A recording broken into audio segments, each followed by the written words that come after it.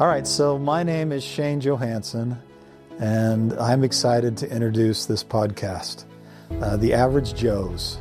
It's a podcast that I'm going to be doing with my friend Ryan, and it's something that really makes me excited. I've seen a few summers in my life, and I got a few ahead. And I like to look back, and I also like to look forward. This podcast is doing both those things. This is just talking to people, a couple of average Joes, talking to regular people, people that we know and that or that we will get to know, and finding out what has really made them who they are.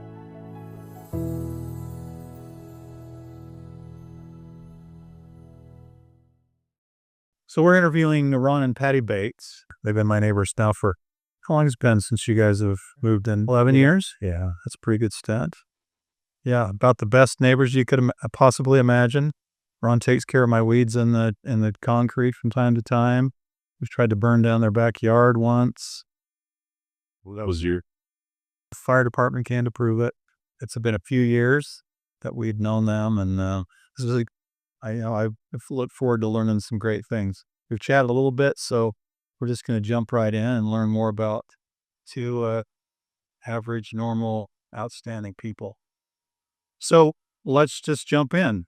Let's start from the beginning, and you can share things that everybody wants to learn.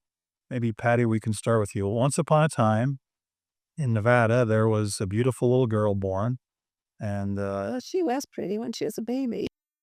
That's right. Where were you born? And tell us a little bit about how it all started for you. How old were you at the time? Is that a trip? Starting in the beginning. Let's start right from the beginning. Hey, I was born in Hawthorne, Nevada. Had 4 sisters and 2 brothers. I was number 5, and I had 2 younger sisters, and we were best friends. Our family was spread out. My oldest sister went to college the year I went to kindergarten, and the year my baby sister was born. But we spent all our time together. We lived at the edge of town in a brand new house. All around us was desert. It was the very first house in a subdivision for many years. Oh, wow. And then they started building. It was an awesome playground. It was a great childhood. My mom and dad were amazing people. Very, very honest, upright, strong. Yeah. People, both of them. What were their names? William and Elma Bryant. Okay. Wait. And kind of tell us Hawthorne. You say it like we know where that is. We'll put them on the map. 2 hours south of Reno. It's on the western side of Nevada. Has Walker Lake right by it. It's a beautiful little community. So you said you're the youngest in your family? Or there was somebody after you? Number 5. Number 5 of? 7. 7, okay. All right, so kind of in the middle. Were you okay with that? Did you feel neglected being in the middle, or you? I wish my brothers would have been younger than me instead of older. Oh, yeah. But other than that, yeah. Okay. It was a great place. And you lived there your whole childhood, right?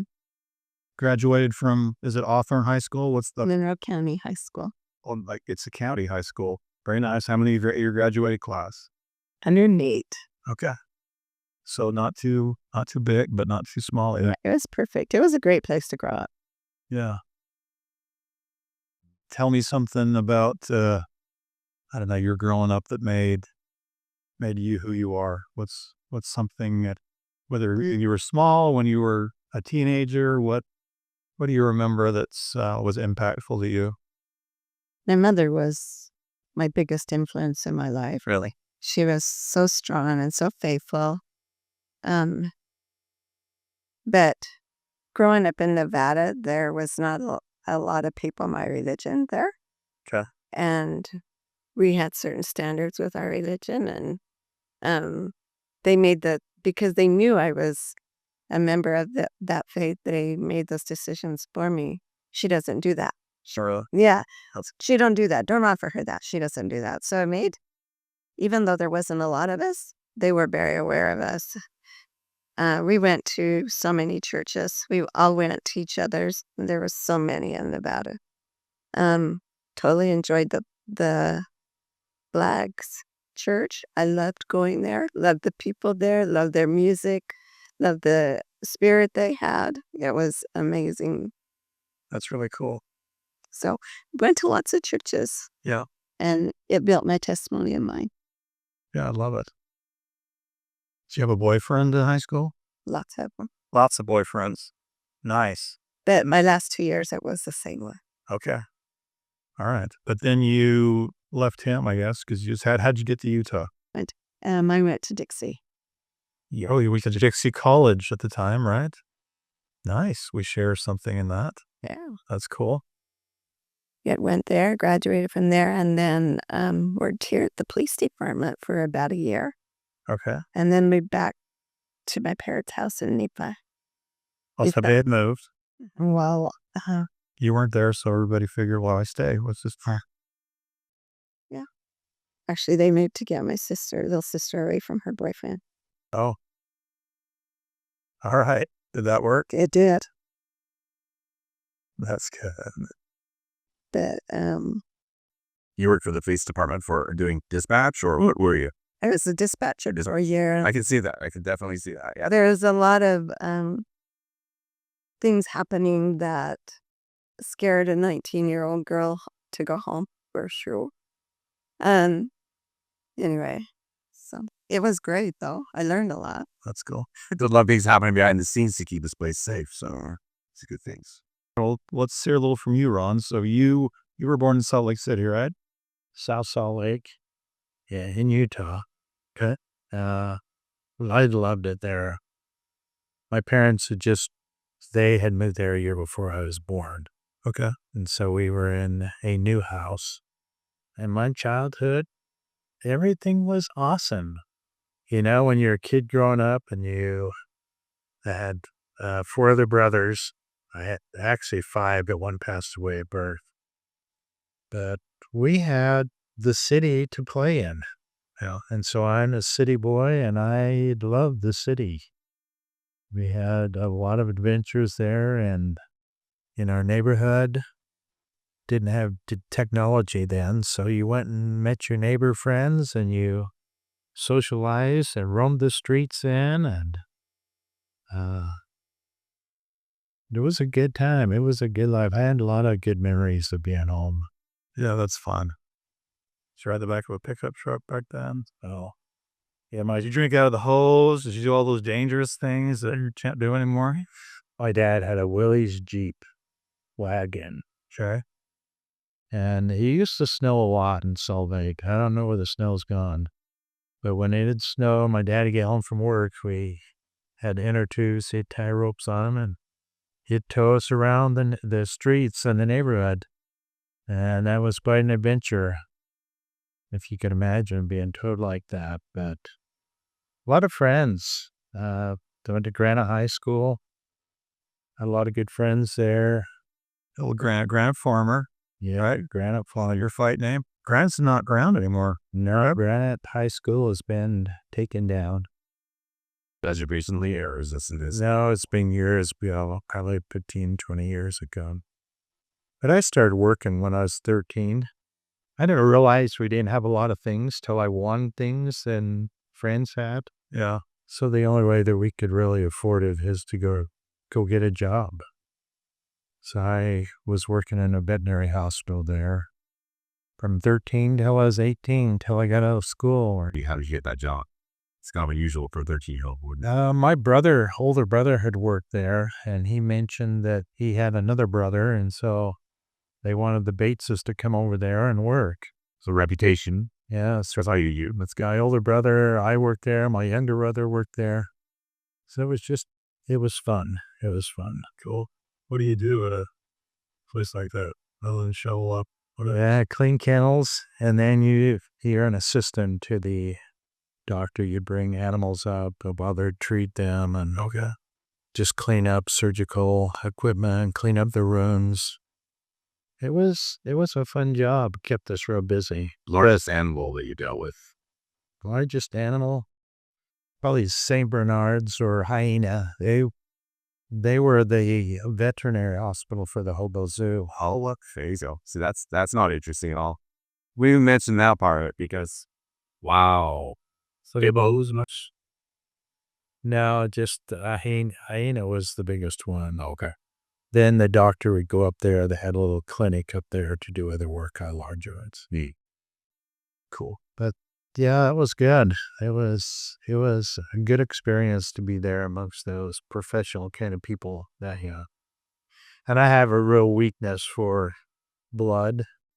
So I probably have passed out a dozen times next to their treating table. That's, oh, there goes Ron again. They'd haul me out in the hallway until I wake up and bring me back. We're on the 13 and they'll pass him out again. Wasn't about the smells, it was about blood. And first is Give him some smelling salts, get him this new mold. he's still like that. For my all. That's all right. Yeah. Different times. That's funny. Yeah. Yeah. So what from your childhood, what stands out to you? What molded you and who you are? What things stand out? Probably my dad. He was very dedicated to providing for the family and he worked hard. My dad didn't have a job where he could take vacation, or if he was injured or sick, he just plowed through it. Yeah. Just showed real dedication. And when he got home, then he was home with family with us, and we'd be out there. He'd teach us these little crafts and automotive that he had to do back in that time. You didn't have these analyzers on your car. If your car broke down, you had to get in and fix it or take it to the repair. And we didn't have the money to do this. We just learned how to do it on our own, and my dad was there. My mom always entertained all the boys that came over. Seemed like she always had homemade bread cooking or cookies. And she would be there for us to kind of feed us. And I remember dinner time, having 5 boys. When it was time to eat, you wanted to be there because we didn't have the pantry like they do now with all the snacks and the energy bars or whatever they have. Your dinner time came, you were hungry then. Yeah. And so you made sure you were at the table. And my mother taught us to be very respectful of my dad. But she was so kind. But she put the food on the table and my dad would get his serving, and then it was the rest of us. Get whatever you put. So good influence around my house. My mother was very patient and kind and nurturing. And I don't remember my parents ever really arguing or fighting in front of us. I think they did that, went to the bedroom and talked it over I never remember screaming or yelling. And that carried on into our relationship. Yeah, that's amazing. Some uncommon can be. Yeah. Just high school kids with cars, once you get to that age, and roaming around. We used to drive State Street, which would be the classic thing back there. What for? I have no idea. Joe souped up car, did you have it? Or that's what my buddy did. Oh, your friend of mine's. All right, you were the pit crew. Yeah. Yeah. That's fun. Well, let's flash forward then to you're both somewhat grown up now. You kind of neophyte. Ron, what happened after high school? How did you guys? What's your next step in life? I guess. Did you go to school after that? Did you go to college as well? I had a scholarship from high school to go to Salt Lake Community College. Yeah. And so I picked a trade that I went into, electrical. And I joined the National Guard right in that time too, because Vietnam was still going on. Okay. So I got in the Guard.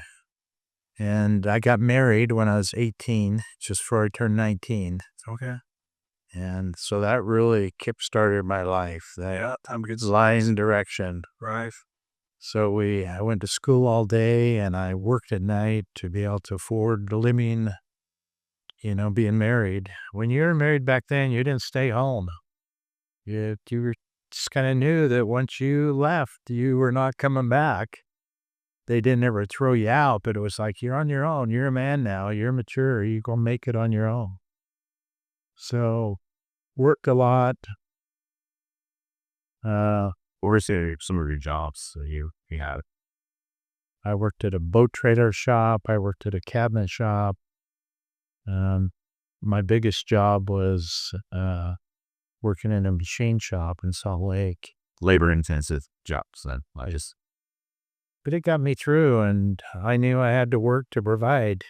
And my wife at the time, she was working at the hospital as well, so we had really odd hours.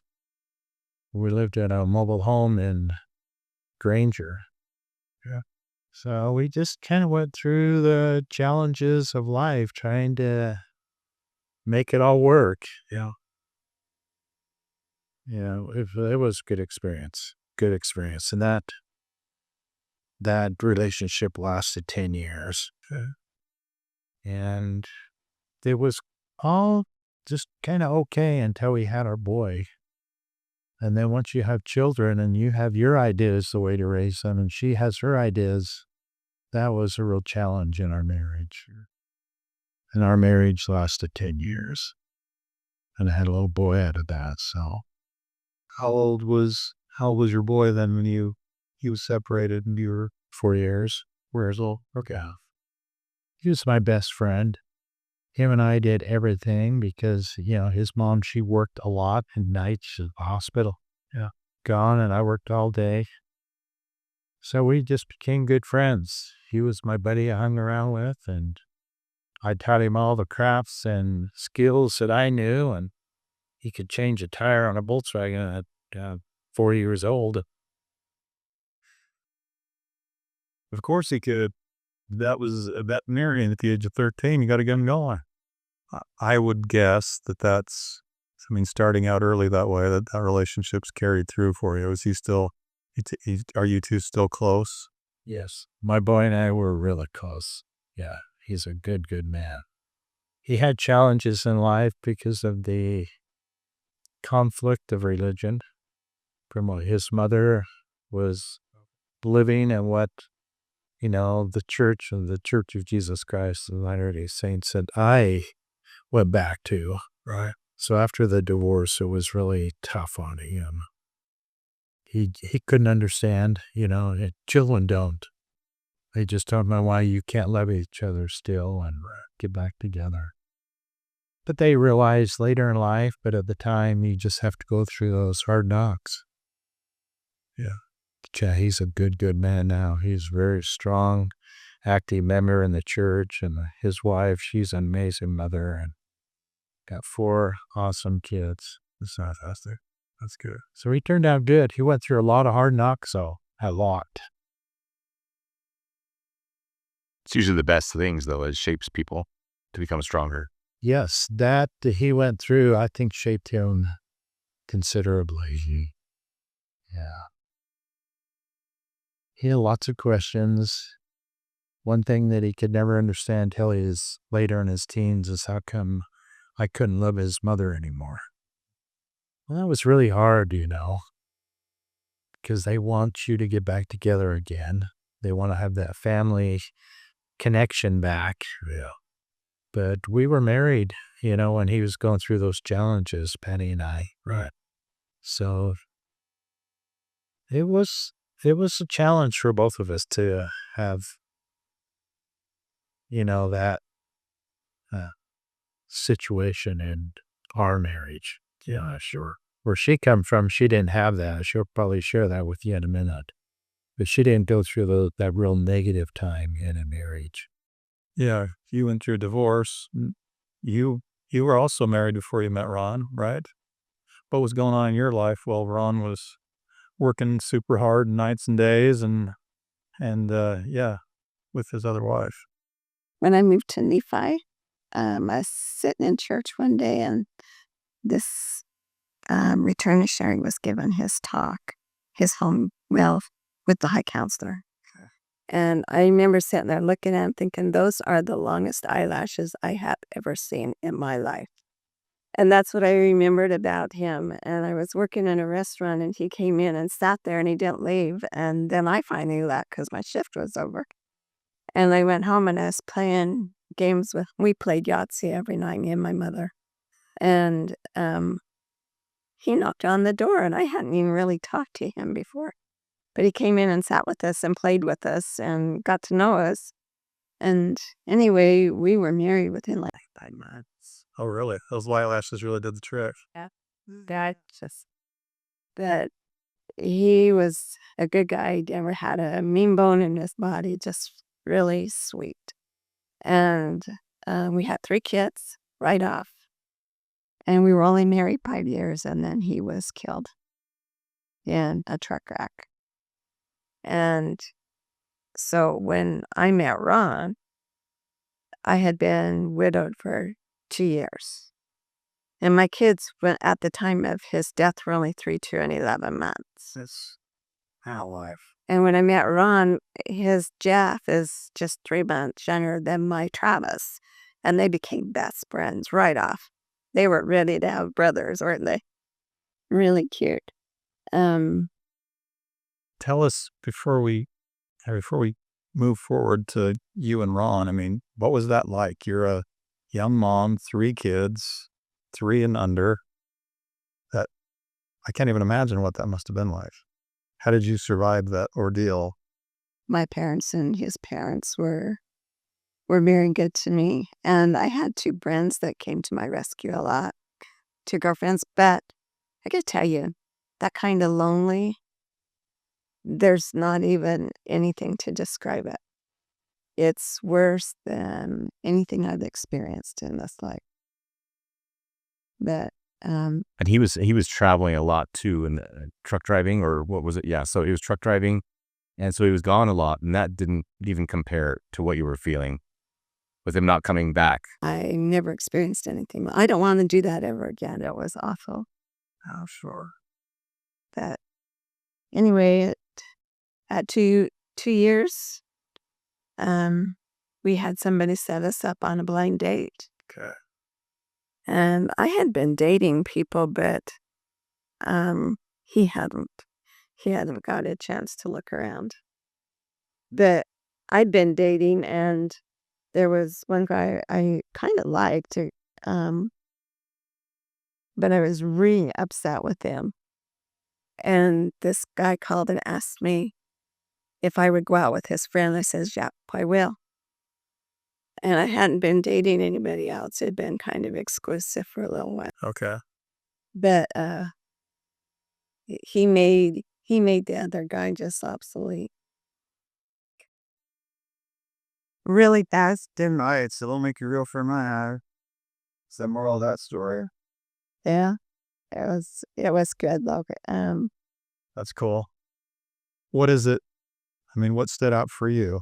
What were you looking for at the time? You'd had a husband who you loved and thought things were going to last your whole life. What is it that It was really interesting to me that, for one thing, Ron wasn't active in the church, and I didn't think I would ever date anybody that wasn't active in the church. And that what did stand out was he was so responsible. The more I talked to him, the more I thought, oh my goodness.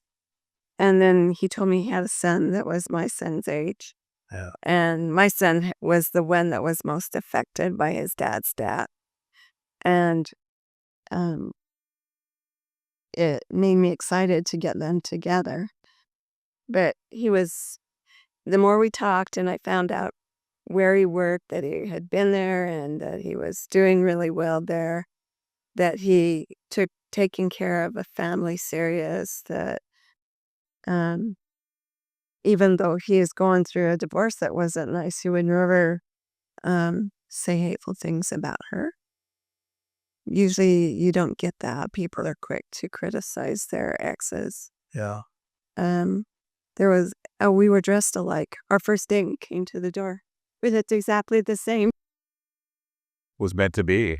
Yes, and you've done it again tonight. You're more matchy pillars, so it's just always worked for you. Very good. One thing I noticed, Patty, is that Ron does not have long eyelashes. I don't think.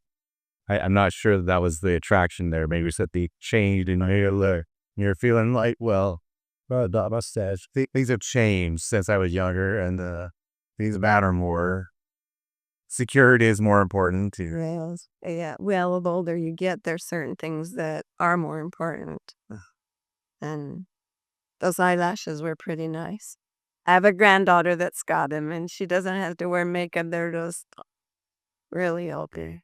Surprised that's what you said. I thought it was a Corvette I grew up on. It's pretty cool. Girl saying, okay, that's something.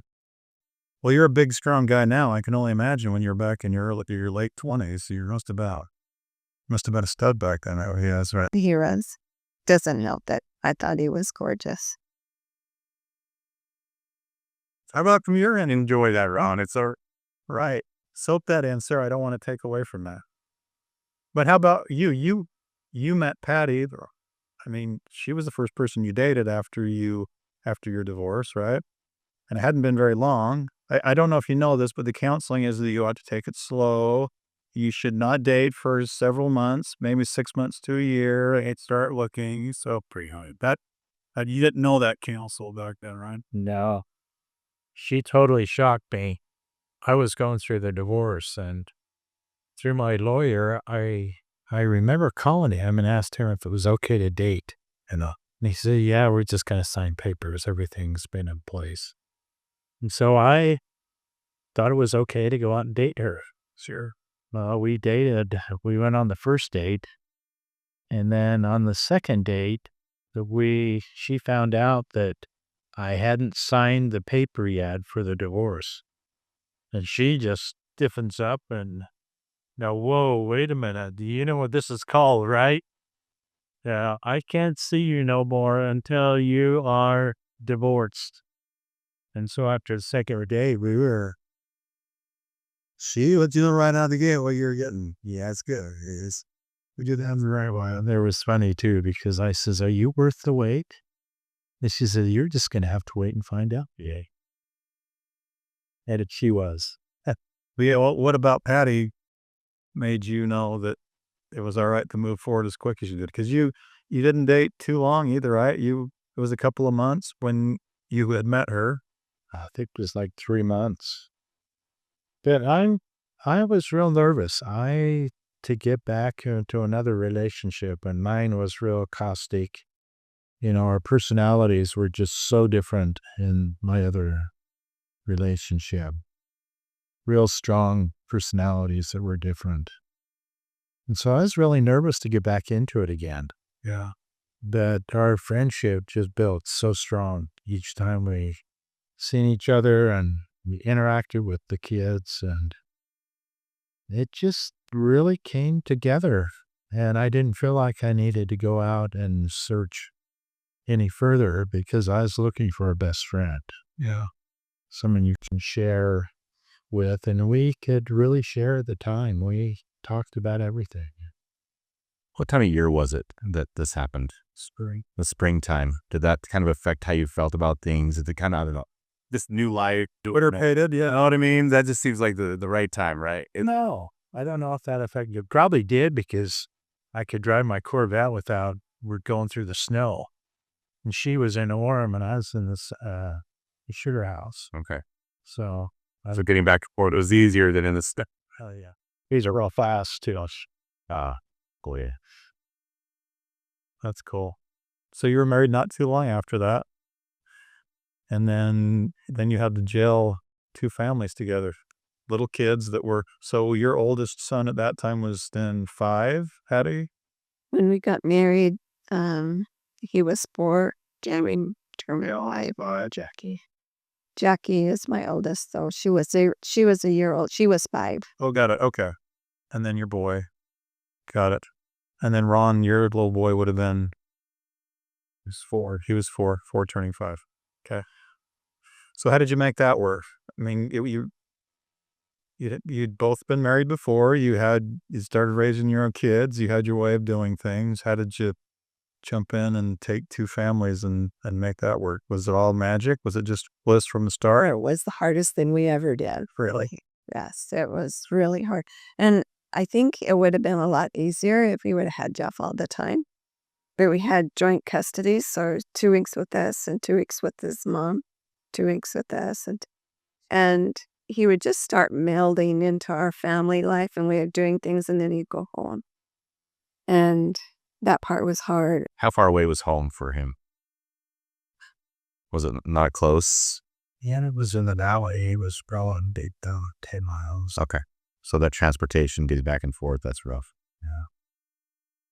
How did you make it work? If it was so hard, what was your formula for success of that early pass? Get to it. Yeah, luckily I didn't work. And so I was home, and Jeff and I always got along. It was harder when I put him with all the kids Mm-hmm. because he was an only child and he wasn't used to sharing and Mm. having other kids to touch his things and he got really good at it within 2 weeks, Right. But then when he came back, we would start all over again in the first. But anyway, I don't think he ever questioned that I loved him. Even now, I don't think he does question that. We're really close. But I think the biggest thing is we're always a team. Yeah. And if I said something, he would back me up. Or if he said something, I would back him up. If we disagreed, we did it away from them. Yeah. And that's the way both of our parents countered things, is if there were disagreements. We were raised a lot alike. You weren't fighting in front of your children. You were taking that to where you could discuss it without them knowing that there was any kind of issues. Right. You had mentioned when you were dating Ron that you were impressed that he always spoke highly of his ex-wife. Did that continue after you were married? I mean, you were sharing a son. Was that challenging, or were you guys able to work through that fairly well? It was challenging because she was hurt, I think. I think when you're hurt, you do things that you wouldn't normally do. Yeah, sure. We all do it. But she made things difficult a lot of times. But I could see where she was coming from. Yeah. Definitely a challenge to come from a lifestyle like that into a relationship that you're both really vested in. Yeah. And one thing that right off the bat, that we really tried to do with our children is, they're our children. We have hers, mine, and ours. And they have never been called stepchildren, only on legal documents. But they've always been brother and sister kids. I would always introduce them as this is my daughter, this is my son. So I think that was real important too. That's cool. That you don't make that separation and ostracize one over another, thinking that one is better than the other. Yeah.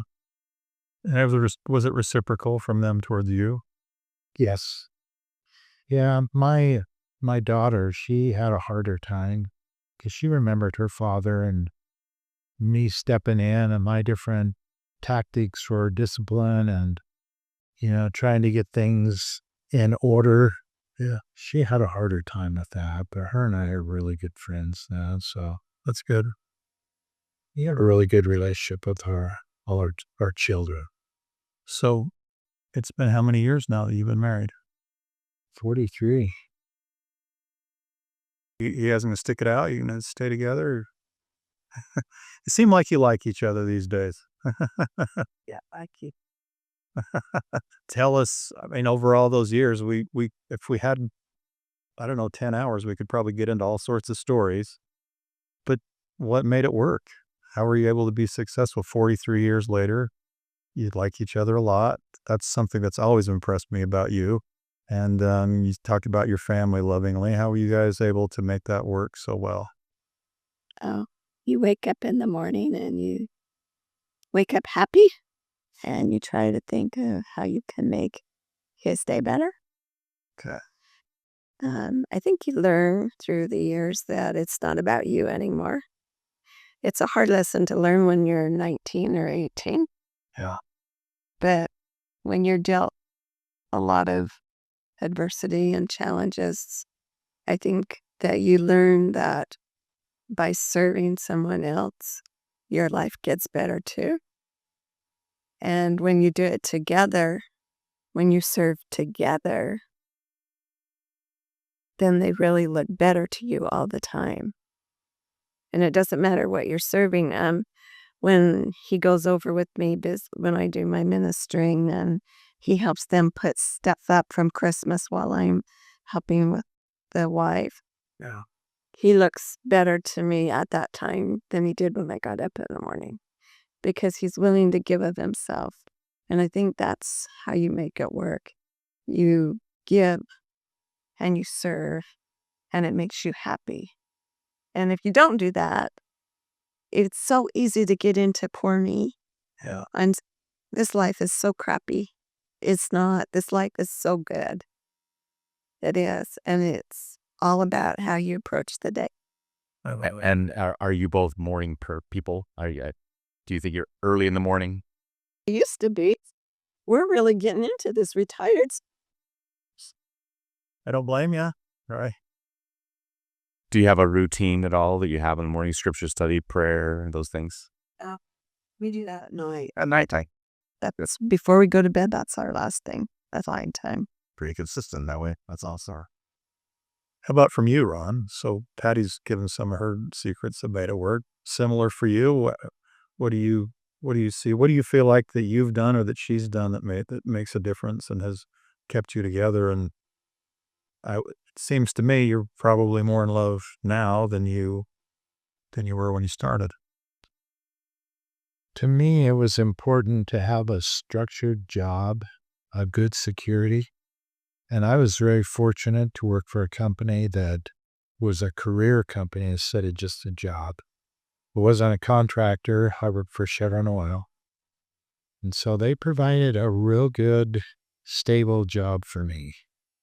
And that helps too, because you've got that income coming in real, weekly. And it's not that you're making money hand over fist. It's just that you've got a good, stable income to where your family can be better structured and have better opportunities for your kids. Yeah. But I still work, part-time jobs most all my life to do braces and recreation for the family and sure stuff that you wanted to get together and do as a family to build those memories.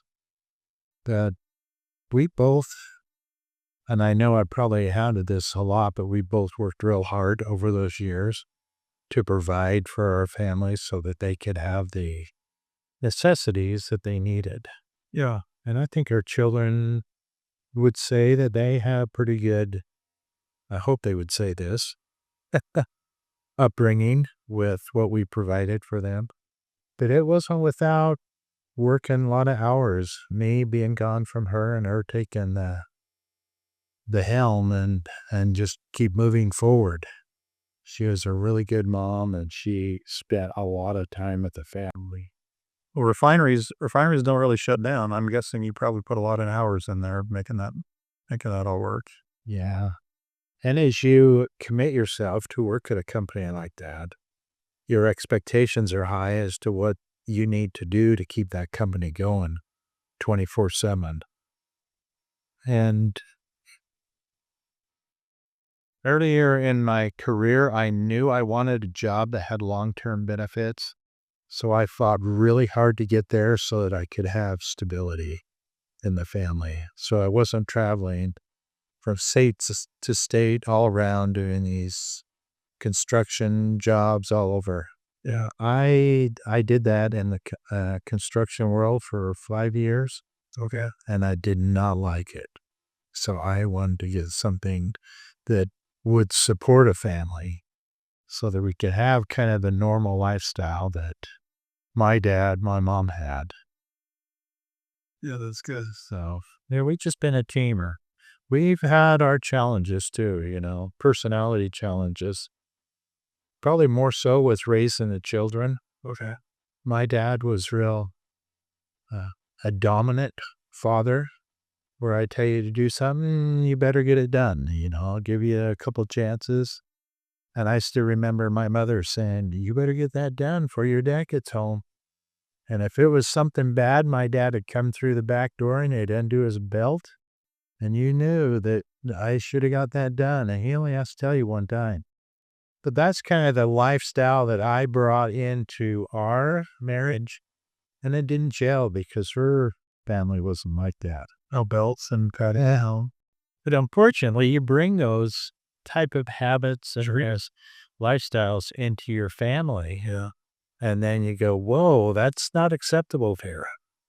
So we had to work with that quite a bit to chill out and mellow and learn other ways to get the family together. Well, that can be a challenge. I mean, that's a really common thing, right? You have different ways to raise children, especially from two different families that you brought together. So that's got to take a lot of conversations, humility, whatever you want to call it, being willing to bite your tongue or say, okay, we'll do it your way, kind of a thing. So I'd commend you for that. Who was biting their tongue more, Ron? You had to learn how to be a nicer guy. Barry's kind of softened you up over time. I'm known for talking first and then engaging my brain. Yeah. I was going to ask the question, as far as how do you seem like to me like you're making sure that Ron knows what the expectation is or how the families run. Ron, do you come in and go, oh, yeah. I come in strong, but then it's like, I realize who's really in charge here, right? Because we know that. You don't step over that bound there. I got a good example too. We went to Disneyland when our children were younger, and we had all 4 of our kids there. And there was something that I did or said to one of her kids that was not in agreement with her. And she rounded her 3 children up. Oh, there. Kind of move them away. And it was like a reality check. And here I am with my boy. And they're kind of being separated now. Yeah. We can't have this kind of a relationship. Realization right there, yeah. But you kind of read each other's feelings and emotions. And it's hard. Marriage is challenging. It's good too. There's a lot of good, but you've got to be able to work together through the hard times. Your kids are grown now. You have grandkids. How many grandkids do you have? Do you keep track of them all? I think we have 45. Okay. I'll double check how much you know. And we have 2 coming, 1 great and 1 grandchild. Oh, you got a great one coming. We're up to, this will be number 9 grandchild. Well, what are you doing today to keep things alive? What makes your relationship work? Just because you get older and have been together doesn't necessarily mean that it's all going to be roses. I would imagine there's still things that. Yeah, it pretty much is all roses. We don't go. I've about forgot how to drive because I'm always with him. I don't have to drive anymore. So. That's really cool. Honestly, I think. How did you make that happen, Ron? What was your secret to get her like that? That's pretty special. Towards the end, the last 4 years, I think it was getting ready for a mission. Okay. That was just not on my radar to go on a mission. And it was of hers. And she would ask me every other month, you ready to go on a mission? No. In my mind, I thought, no, you got to be old to go on a mission. And so I kept putting it off, waiting until I was old enough to go. Got it. And she was ready to go, and she was real eager. And we put our papers in and got called to before that, I'm the kind of guy that I like to keep busy around the yard. I can imagine that. I've got project to do every day. If I don't, I'll go find one. You have a large yard. And I'd had it all together. And it was 4 years ago, and we were listening to a podcast with Jared Halverson called Unshaken. And he was talking about the Israelites wandering, trying to get to the promised land. And we listened to that podcast a month or 2 before. And he had this saying that the Israelites were wandering, just not knowing what to do and how to get to the promised land. And their personalities were changing, and they weren't following the law. And so he called it, they were wander, die.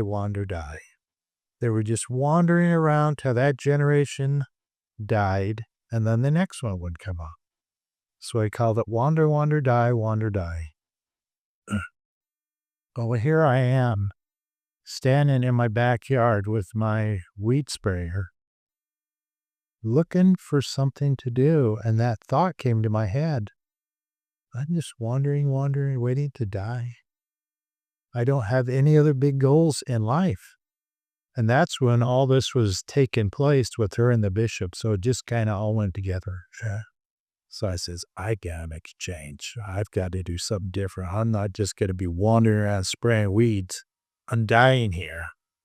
There's bigger, better things. So she got on the missionary portal, and just so happened there was an opening for an electrician in Hawaii, in Laie. What a tough place. That was the early argument. I was just there.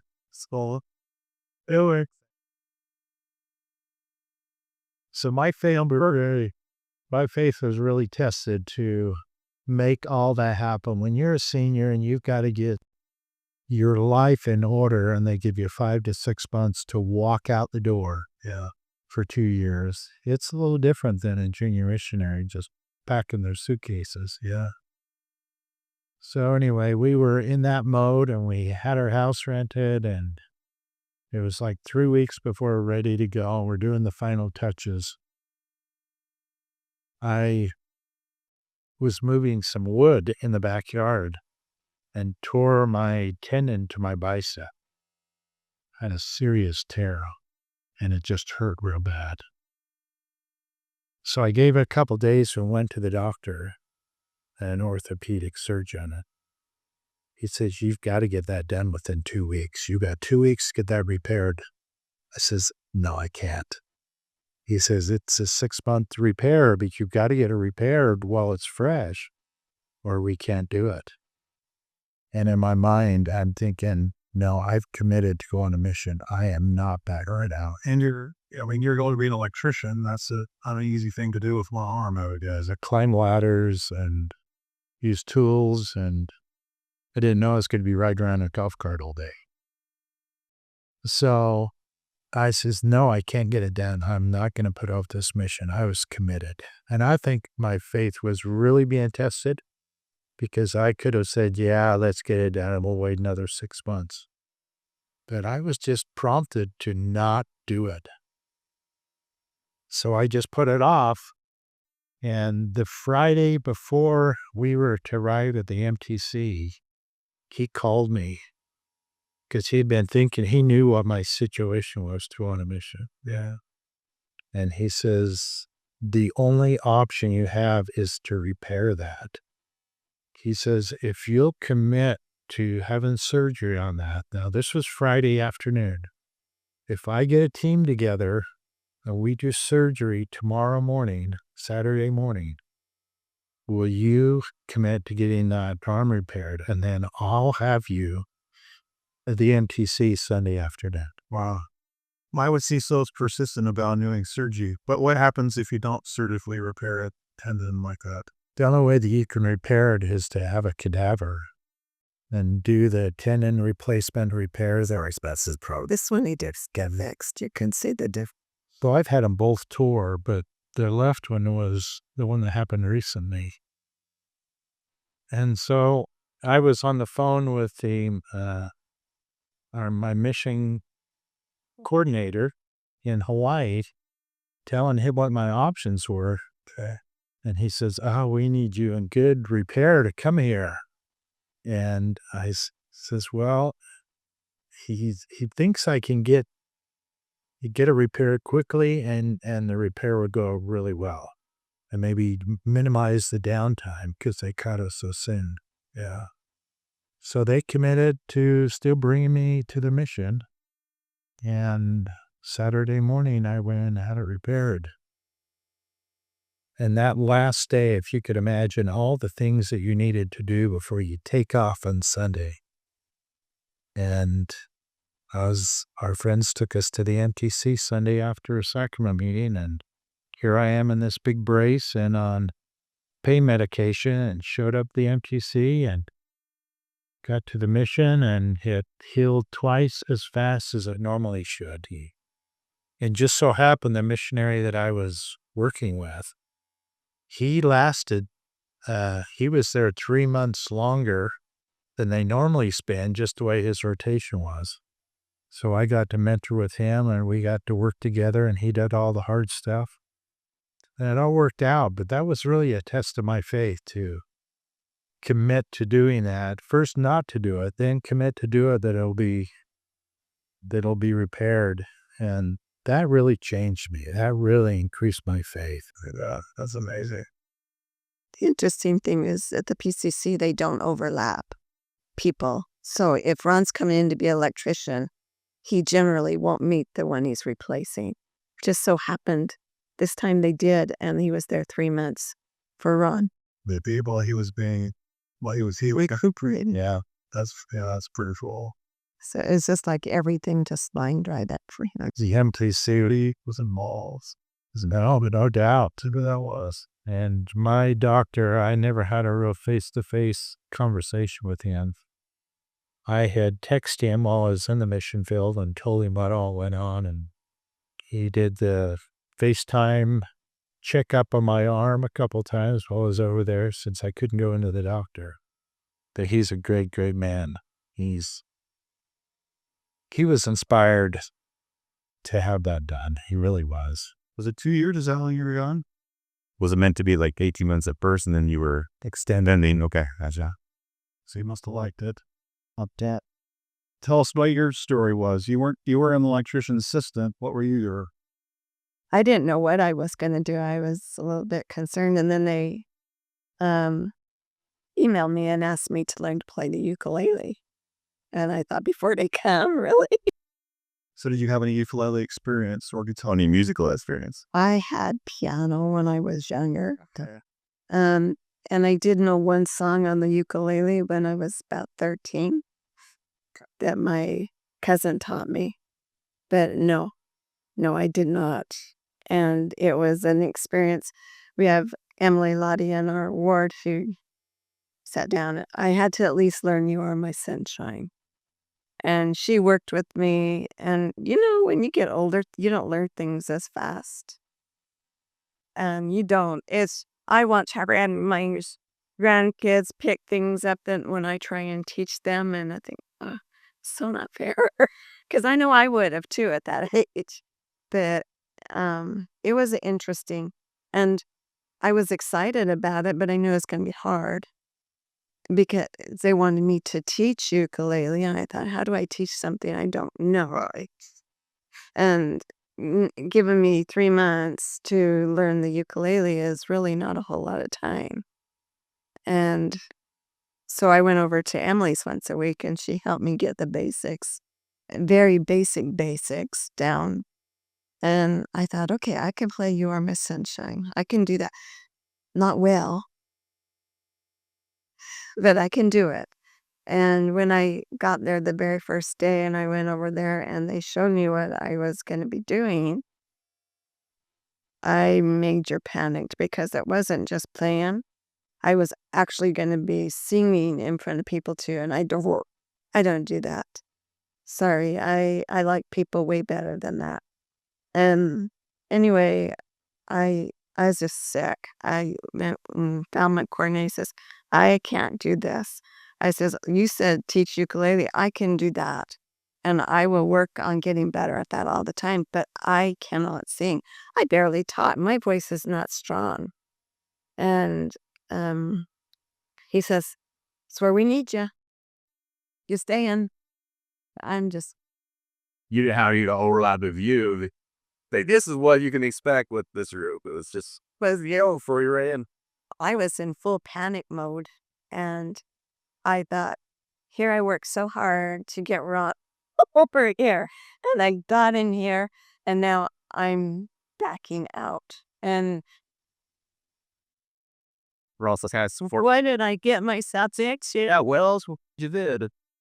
But it took a lot of prayer and a lot of faith that it would work out. And I did learn some ways around it where if I taught the big groups that they would sing and I didn't need to Seems to EXC. Yeah, and I made it a game with them so that they have to sing louder than this group or be noticed by the boats going. So I made them want to sing loud. Yeah. And there was a lot of things that would come to my mind and think, thank you, that helps. But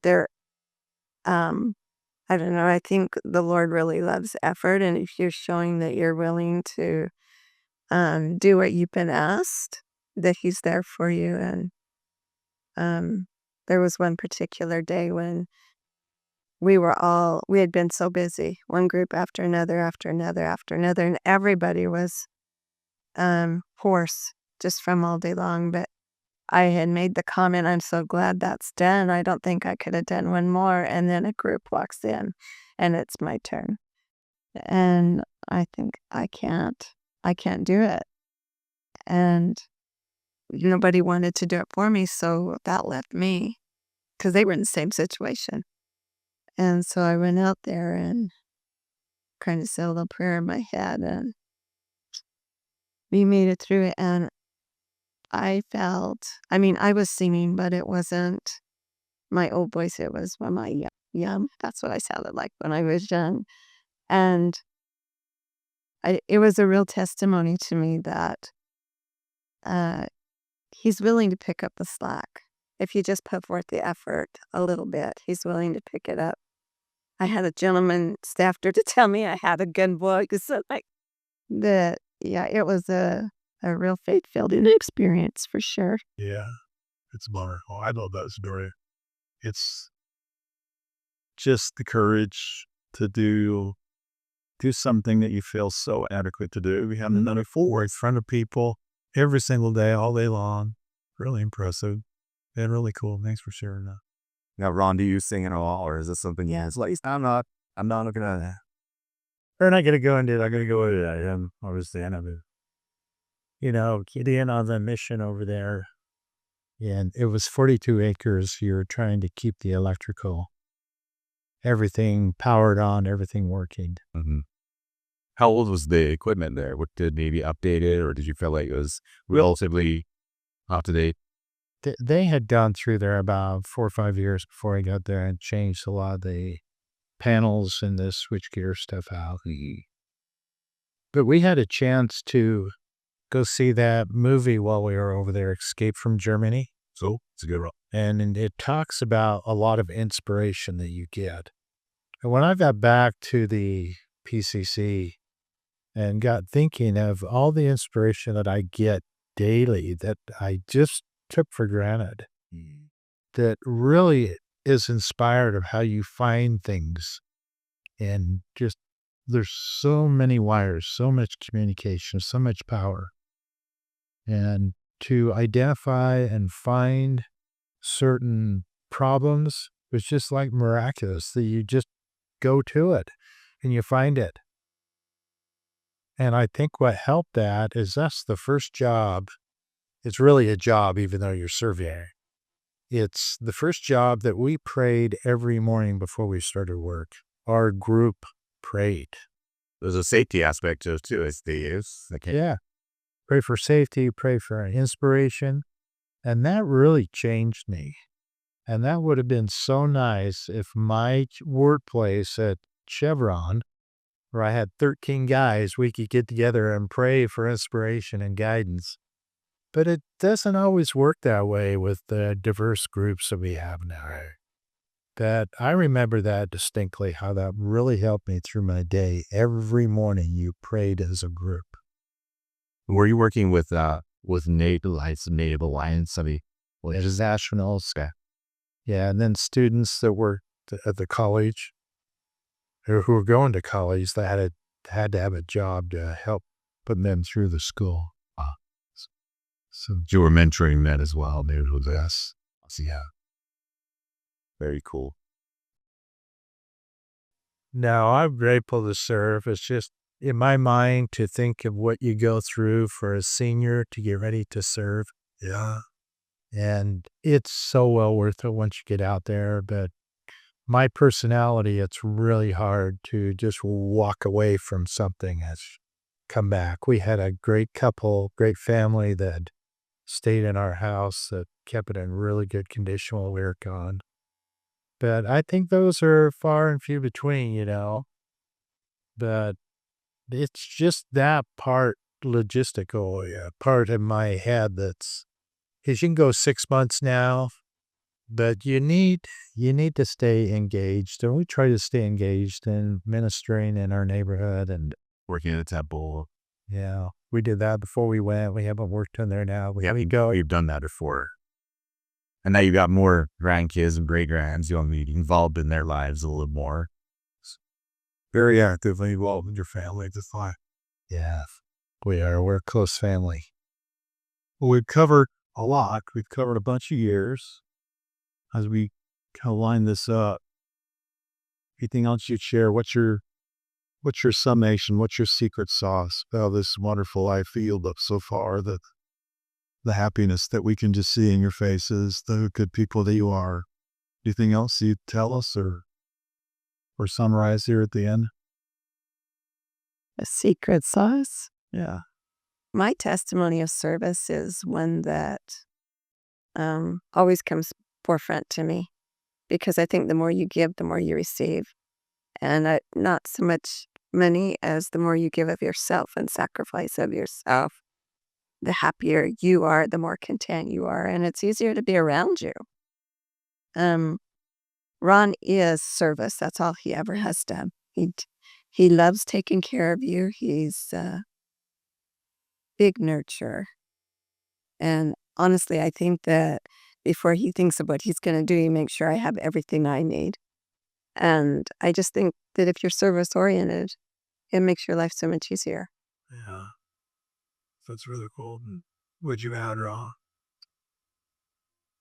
I remember distinctly back, it's probably been 20 years, 25 years ago. We didn't have a lot of likes and similarities in our entertainment and things that we like to do. And her mother was a jazz fan, and Patty was a big jazz fan back in the Stockton Malone era. Well, the basketball is. Yeah. You like music too, Jeff? Basketball, yeah, I should have clarified that. And I really wasn't in it. And so that was kind of a separation in us. She was so, I wouldn't say too fanatical, but she knew the statistics on every player. She knew all the other teams. It's really cool. And I could care less. So we had that division in entertainment at all. So I knew that I had to get involved. I knew I had to make a change to get something that we had in common. And I think that's what you need to do, is find an area that you're really being left out of. So that was your case, sports? You really had to slowly brand in ball sports. Is there a? It's funny that it was me that was the leader. But there was a saying at the PCC that I referenced to. I've mentioned it to quite a few people, even missionaries in PCC that were having a hard time. And I think kind of the secret is to try always to have the light of Christ with you. And how do you get that? Is that you do what you're asked to do.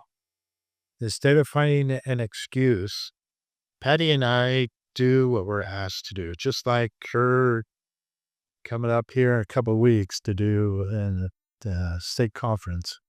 And over there, the PCC, they had, and you can look it up, and it's very familiar with people, is pushing against the rock. I don't know if you've ever heard that, and I encourage you to look that up. But sometimes we don't know why we're to keep doing what we're supposed to be doing. And ultimately, it's because you were asked to do it. Yeah, it's not meant to move the rock. Yeah. And you don't know that at the time. These challenges that come up, Right. you think you're going to move it, and you go out there and you labor and you sweat, and it doesn't change.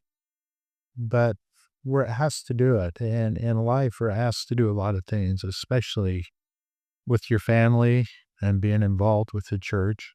Yeah. And I think that should be a good goal for people. Just keep pushing, keep moving. And you're not moving forward with the rock, but you're still doing what you're asked to do. You get stronger as you push against it. You get stronger and stronger and more dedicated and more dedicated. And sometime down the road, it'll make sense of why you're supposed to be doing what you're doing, why the challenges you're going through, why that was put up against you to do that. It'll all make sense and it'll make you a better person. Just don't give up. Well, that Joseph, what's going to answer? Yeah. Well, we got over an hour. That's awesome. You guys are amazing. Once again, we just enjoyed being in your company, visiting with you and getting to know you better. So thank you for allowing us to do that. It's been a joy for us. I think we've reflected on all the things you've talked about, and because we've had many times to talk to you, and it's a real pleasure. Thank you. For us too. Thank you. We feel humbled for you to ask us to do this. We really do. You've just been fantastic neighbors, just great examples, not only for me, but I know for whoever listens to this, and certainly great examples for your family. So, And you're willing to share that. So thank you for sharing. So a lot of people would like to keep them to themselves, but yeah, it's more important to share. I think that we can all be edified by that. So thank you. Thank you. I think that's a wrap. Oh, good. All right. Thank you so much. Yeah. You did great.